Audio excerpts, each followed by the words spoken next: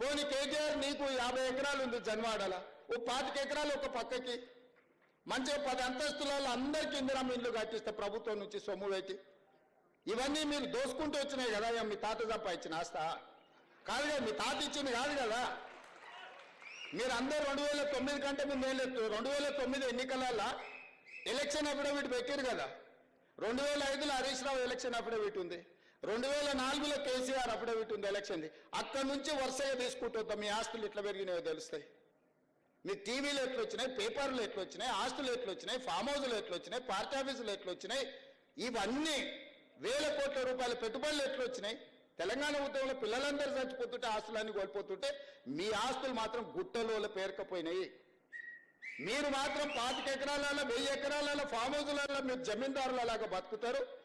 తెలంగాణ నుంచి బతకడానికి వచ్చిన వాళ్ళు మూసి మురికిల్లే చచ్చిపోవాలనా? ఏం